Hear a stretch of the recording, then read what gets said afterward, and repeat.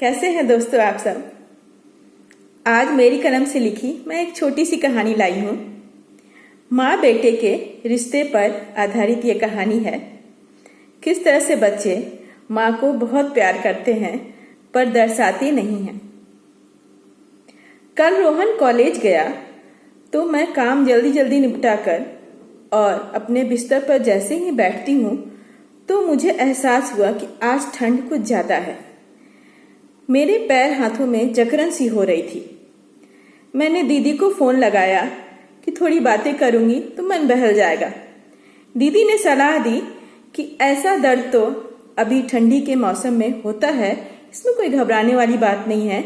तुम दूध और हल्दी गर्म करके पियो, ठीक हो जाएगा। ऐसी सब बातों में थोड़ा टाइम निकल गया। जब मैंने घड़ी देखी तो मुझे चिंता होने लगी कि इतनी देर तक तो रोहन कॉलेज से आ जाता है, आज क्या बात है। मोबाइल भी है उसके पास पर उसने कोई फोन नहीं किया। मुझे बड़ा गुस्सा आने लगा कि ये आजकल के बच्चे ना मोबाइल रखते तो हैं पर एक बार घर से निकलने के बाद उन्हें लगता है कि बस हो गया और घर देर से आकर कोई अच्छा सा बहाना बना देंगे। इन्हीं सब उधेड़-बुन में थोड़ी तुनकते हुए मैं लेट गई। जैसे ही रजाई की गर्माहट महसूस हुई, बड़ा अच्छा सा सुकून सा नींद आ गया। मैं अभी थोड़ी देर सोई ही हूं कि आहट हुई। मैंने देखा रोहन आया और अपने कमरे में चला गया। मैंने रोहन को आवाज लगाई, क्या बात है रोहन? सारा गुस्सा फूट पड़ा। मैंने कहा क्या बात है, मोबाइल रखो तो कभी कभी घर के लोगों की भी बातें सुन लिया करो, हर वक्त मोबाइल दोस्तों के लिए तो नहीं होता।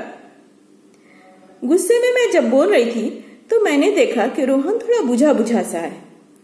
अक्सर वो ऐसी बातों पे कुछ न कुछ उत्तर तो जरूर देता है, पर उस दिन वो कुछ बोल नहीं रहा था। मैंने पूछा क्या बात है, क्यों लेट हो गया? कुछ बात हुई है कॉलेज में? एक्स्ट्रा क्लास थी? क्या बात थी? उसने मेरे नजदीक आके मेरे हाथ को अपने हाथों में लेकर पूछा कि आपकी तबीयत कैसी है? मैंने कहा तबीयत का क्या है, अभी ठंडी है, ठीक हो जाएगी, थोड़ी सी जकड़न होती है हाथ पैरों में।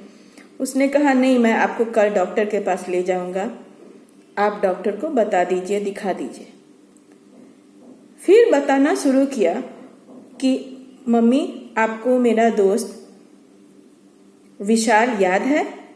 मैंने कहा हाँ हाँ बिल्कुल याद है, वो तो पढ़ाई में भी बहुत अच्छा है और खेलकूद में उसकी बड़ी रुचि है, और तुम भी तो क्रिकेट उसके साथ ही खेलने जाते हो।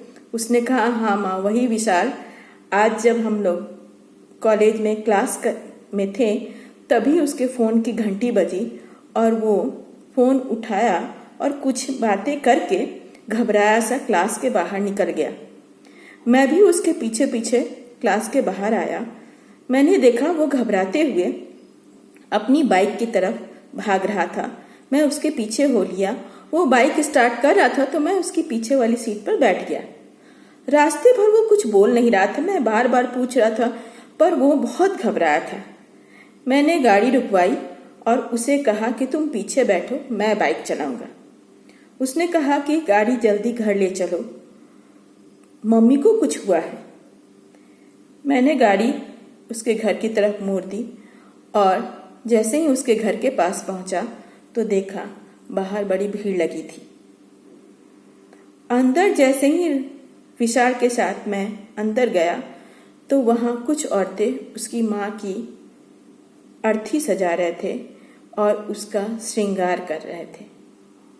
विशाल को देखते ही उसके पिता फूट फूट कर रोने लगे। उसको गले लगा लिए और खूब रोने लगे।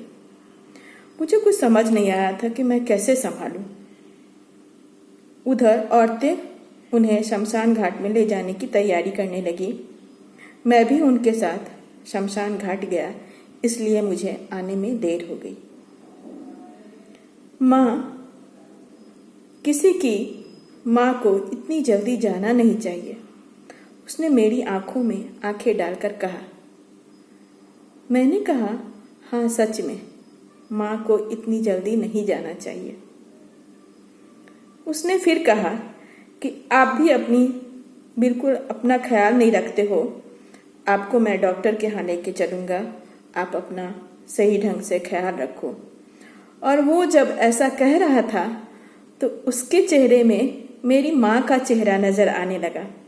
वो भी तो फ़ोन पर अक्सर मुझे ऐसा कहती थी कि तुम अपना ख्याल रखो, स्कूल की नौकरी और बच्चों के बीच पिस जाती हो, अपने खाने पीने का ध्यान रखो।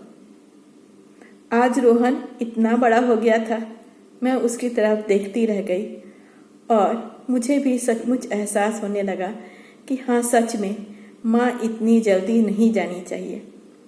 मेरी माँ भी तो ऐसे ही हमें छोड़कर चली गई। सचमुच माँ की अहमियत हमारे जीवन में जो है उसकी जगह कोई नहीं ले सकता। Thank you.